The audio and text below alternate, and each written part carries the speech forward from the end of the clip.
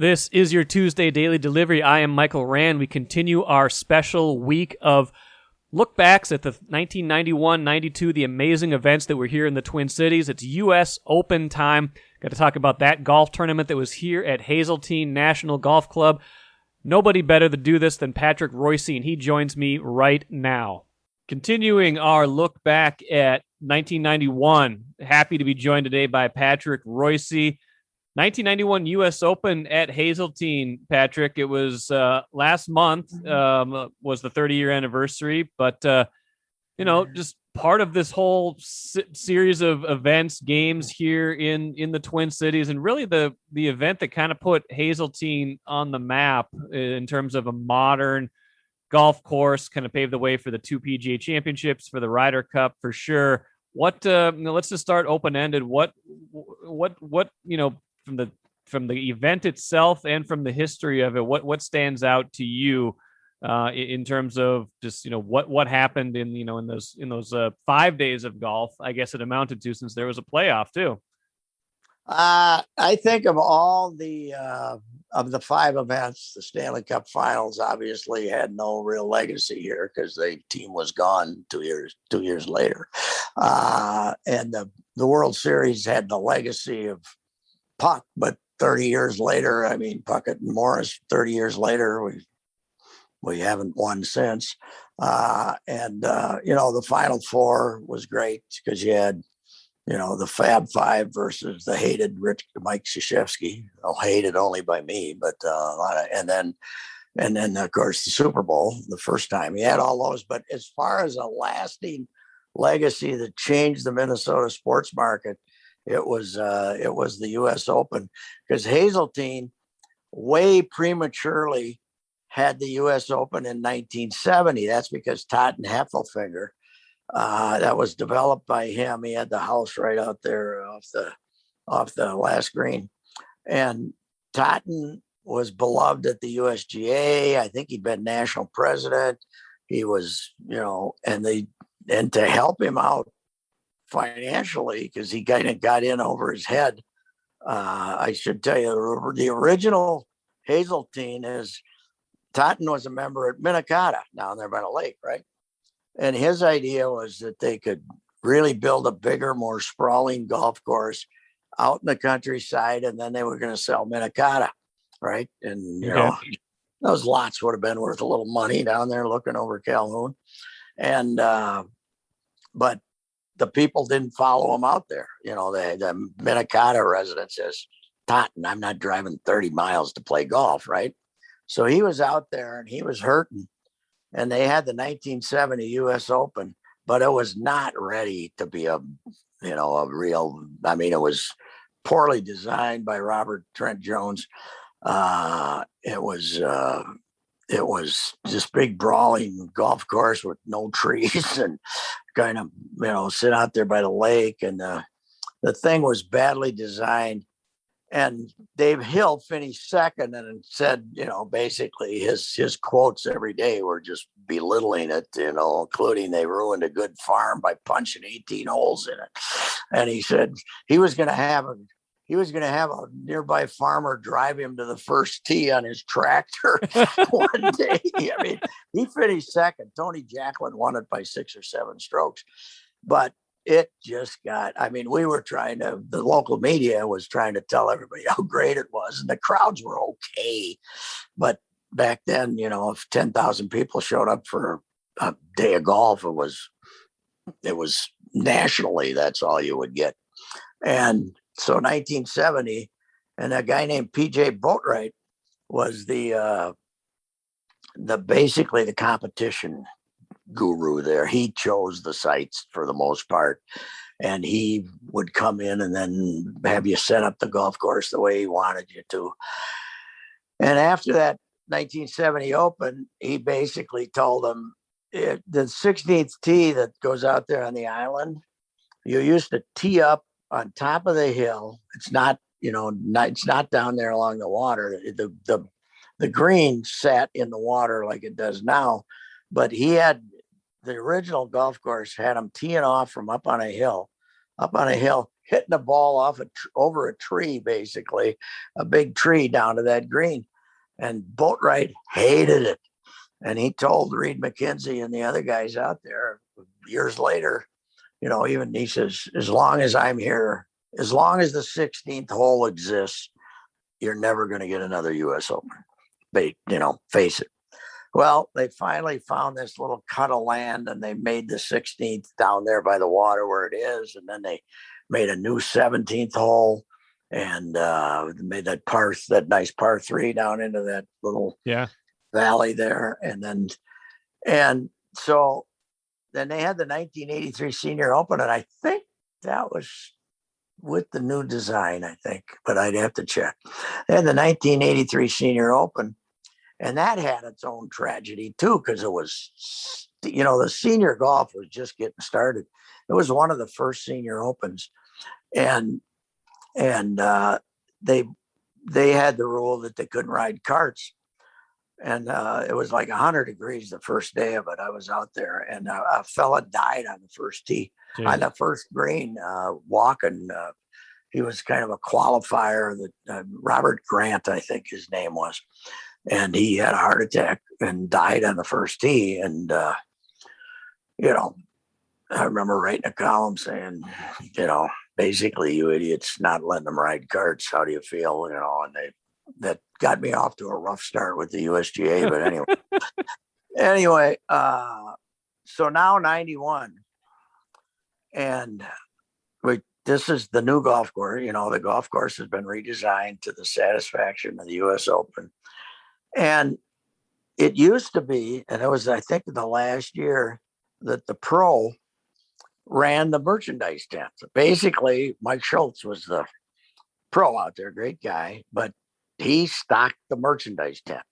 Now, the merchandise tent you had for the Ryder Cup and the merchandise tent you had for the 91 Open, the one that you could have fit the one at the 91 Open in it 10 times. But that merchandise tent went so psycho with Minnesotans that after that, the USGA took over the Schultz was the last pro to run the merchandise tent, I believe, because they made so much money in that tent, because we got out there and we got into it, and started showing up. Now we had the lightning on the first day. I think it was the first day, right? I think that's right. And, and a friend of mine, John Hanahan, Jack Hanahan's dad, the baseball player, was down under that tree where the young man got killed. The lightning hit the tree, went through. He ended up in the hospital. 6 people ended up in the hospital. And the one young guy that was right underneath it he died. And I think he was dead on the golf course. And that kind of changed the way the USGA and everybody else treated lightning. Yeah. That's when they cleared the golf course now and that. But that got off to a bad start. But the golf course, the complaints stopped. Even they had Dave Hill up to play a practice round there, early in May or sometime. And he said, I like it. It's okay. But it was people showed up in big numbers, not like they do. They didn't let as many on the course as they do now. Okay. But people showed up in big numbers. We proved we loved golf. And then we proved we were psychotic on Monday. The playoff. Yeah. On Monday, they had a playoff. Okay. They'd had previous playoffs. They didn't reissue tickets in the USGA because, generally speaking, even when they had more high-profile players, 3,000-4,000 people would show up for the playoff on Monday. They were golfed out. They'd been there 4 days, right? Yeah, you only get to see 2 guys, so you got. You got 2 guys playing golf. You got Payne Stewart and Scott Simpson, and you got 2 guys playing golf. 1:00 tee time. We have 30+ thousand people show up because if you had your ticket, you have to pay any more money. What's the best? What a deal! Tickets, what a deal! Hey, we got to get. It was to me. It was the most embarrassing moment in the history of Minnesota sportsdom, sports dumb and the finest, and it was crazy. I remember some kids were up in a tree down on one of the holes. They climbed up in a tree and the branches broke and they fell, come tumbling down. And I quoted I went over and talked to I was out there walking. I went over and talked to one of the kids, said, "You dumbhead," and got a quote from him. But 10 years ago, he walked up to me at a golf tournament. He says, "Hey, how you doing?" He says, "I'm the guy that fell out of the tree," But yeah, 35. But here's the two worst things, Mike. The 16th people, those bleachers down there on the 16th to watch that second shot and then to see him putt was always like the most popular. That little corner there was just jammed because then you could turn around and see him hit the tee ball on 17 too if you walked up the hill a little bit. And that there were people, by reports of the guys down there working on that hole early, in those bleachers at 11 in the morning, 2 hours before Simpson and Stewart teed off on number one. They were sitting there holding their seats on 16 with their sandwiches and everything to wait to see.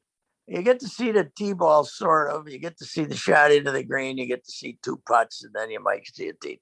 To see 4 golf shots, they were there. But then Simpson and Stewart played like Caddyshack. They were terrible. It was 70.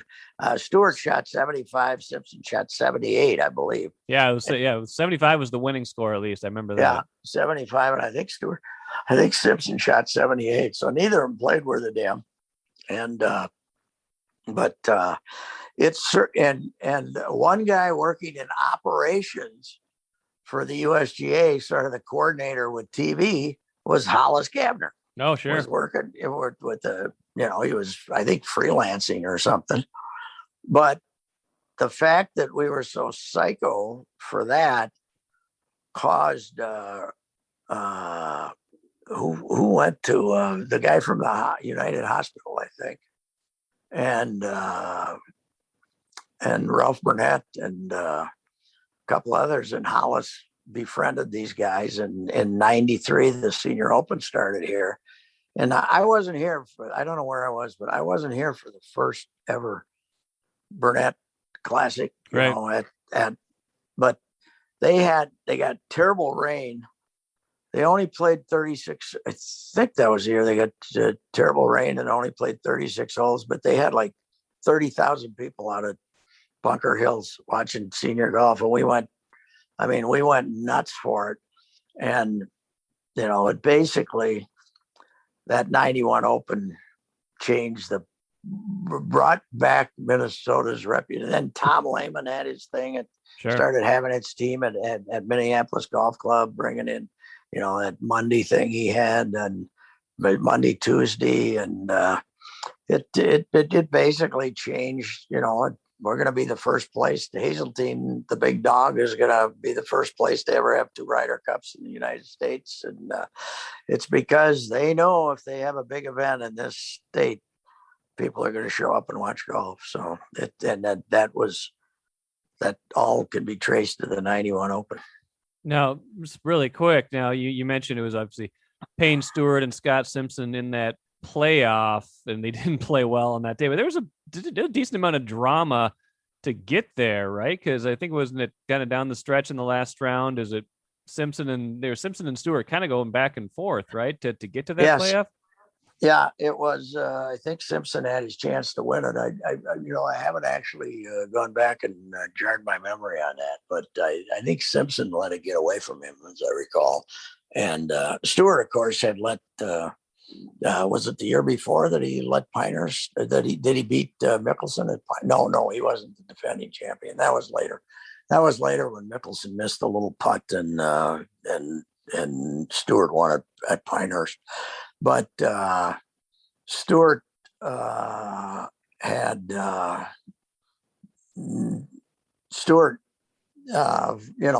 was a good player. Simpson was just kind of an everyman player who hung around, and I think he had a chance to win it. But it wasn't like terribly exciting. Right? You know, the golf course is tough, man. They were. Oh yeah. They had it long, and they were, you know, the USGA was even more dedicated to trying to get you over par, to win it over par than that it is now. And it was, you know, they like bad golf. Let's just say that the way Davis Love set that place up for the Ryder Cup, trying to turn it into Shamrock, you know, with you know, no rough, no anything, greens, flags in the middle of the green, and you know, make it as easy as possible so that the longer hitter Yanks wouldn't get in trouble, and help them win the Ryder Cup when we were here last time. But that Hazeltine back then was, you know, length was still an issue in 1991, and they had a long, grueling golf course. And Robert Trent Jones was known for the monster golf courses. That was sort of the deal then. Big, brawny golf courses. Oakland Hills in Detroit, he built that too, and has a big, tough, long golf course. And that was, for some reason, that was the deal. Now, then a little later, we went to more, you know, more shots over water, shots over into stay out of swamp grass and stuff like that. A lot of the, you know, Kauai Island and stuff like that. But the Hazeltine is a product of that era, the 70s, where they're going to make these big, tough, masculine golf courses. And it was, the original Hazeltine had zero eye appeal. And it's taken a long time, I mean, to become a tree line thing. And, you know, it's still like the start is kind of boring. You know, number one, you sit up there on the tee, you don't get dazzled, but the more you get down in there, the better it is. And you got to have it's a great golf course because you can put endless people on it and still play a reasonable, you know, you're not like, everybody's not jammed between the tee and the green, you know, like, because it's such a big sprawling place. But yeah, that Open was that's the one that made us what we are today as a golf place. That's for sure. Phil Mickelson was the low amateur that year. That tells you how long ago that was. Wow. And yeah. What did he shoot? I didn't even look that up. I can't remember what he shot. I can look that up later. He made the cut, right? He made the cut. Yeah. Yeah, I think so. I think he made the cut. I think he finished 55th or something like that. He's the last kid. He's the last guy to win as an amateur. I mean, this guy's been around a long time. Yeah. He won a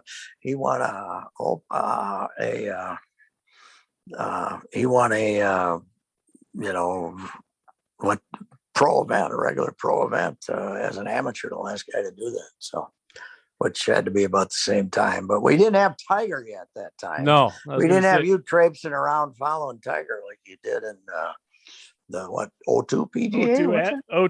02 and 09. You were a youth then with good legs on you, man. I had my hiking boots on. We did both. I did both practice rounds and all four of the regular rounds. I think I calculated walking about 30 miles that week with tracking down Tiger, and that was tons of fun. The 2002 PGA, you know, Rich Beam, the Tiger making that charge at the end to get back close, because Beam was kind of running away with it, and Tiger had the 4 birdies in a row, if I'm not mistaken. The only guy to all week to birdie 16, 17, and 18 to end the round. So yeah. I mean, to end the round, that's how tough that was at that. But he was coming then. Okay, and we saw Tiger at his height there. That's the Tiger Slam era, right? Yeah, and then we saw Tiger at the end when he got beat by the first time he ever got beat by Y. You know, when he was leading going into the final round. Y.E. Yang beat him, who I don't think has won his club event since. I don't think he ever won anything. So, yeah, I mean, it all started with 91. That's the reason we had Ryder Cups. And every time you're out there drinking and trying to taunt some poor guy from England or from the Europe because his brother had said something on Twitter. Oh, that's right. I forgot about that. Something. Remember, it all started with 91. None of this would have been possible without the 1991 U.S. Open. And it was it was always fun seeing Sid trying to get in on the great golf, right? It used to always be fun. Well, Arnie, you'd always have to get Arnie and Jack, right? And then share golf knowledge with Arnie and Jack. But it was always poor Sid, how much he wanted to be writing about the Vikings or something. But he was out there traipsing it, man. He did love walking around and having the, hey, Sid, how you doing? Right. He loved that part of it. But Sid was a bit of a duck out of the swimming pond when he was covering golf. It was fun though. Good stuff, Patrick. No one better to take a trip down memory lane on the golf course in particular with than yourself, one of the unofficial golf historians in Minnesota. So appreciate that. Hope everybody enjoyed this edition of Daily Delivery. And like I said, we'll be back at regularly scheduled programming next week, but hope you're enjoying all these 1991, 92 look back episodes as well. Now, before we go, I just want to give you a few additional basic facts about that tournament because Patrick and I kind of got into the weeds a little bit as we do. If you're kind of wondering just about the history of the golf itself, nobody else really challenged in that tournament after the second day. It was kind of an interesting tournament. Scott Simpson and Payne Stewart were co-leaders at 6 under going into the final round. Nobody else was within 4 shots. Both of them shot even par on Sunday. Now, Simpson had a 2-shot lead with 3 holes left in the final round, but he made 2 bogeys, including on 18, to drop into a tie with Stewart. He parred all 3 of 16, 17, and 18 to make his way into that playoff, and that would become a theme because that next day in the playoff, like Patrick and I talked about, Simpson had a 2-shot lead again with 3 holes left, but he bogeyed the last 3 holes. Stewart made a birdie on 16 that drew him even, then made 2 pars to claim that title. Stewart made $235,000 for his trouble with the victory. Simpson got half that. $117,500 was the runner-up sum. Just to put that in perspective, Jon Rahm got about 10 times that much when he won the 2021 U.S. Open this year, $2.25 million. Last interesting fact I thought, Patrick and I brought this up, Phil Mickelson was the low amateur. He made the cut at 1 over. Luck ran out a little bit. He shot an 80 and a 75 on the last 2 days, so he finished 11 over, but still impressive considering the fact that he was the low amateur, and Sunday's final round of that tournament coincided with Phil Mickelson's 21st birthday. So that tells you a little bit about how long Phil Mickelson has been around doing this to the extent that he has. Thanks for joining me and Patrick Reusse so much today for this look back at the U.S. Open. Make sure to listen to the rest of the week. Tomorrow, Kent Herbeck will be my special guest talking about the 1991 World Series and the Twins versus Atlanta. Thursday, got the Super Bowl in 1992 at the Metrodome. Special guest Tim McGuire, former Star Tribune editor. And Friday, talking about the Final Four at the Metrodome in 1992 with Chip Scoggins, Star Tribune columnist. Thanks for listening to Daily Delivery today. I'm Michael Rand. We will catch you again on Wednesday.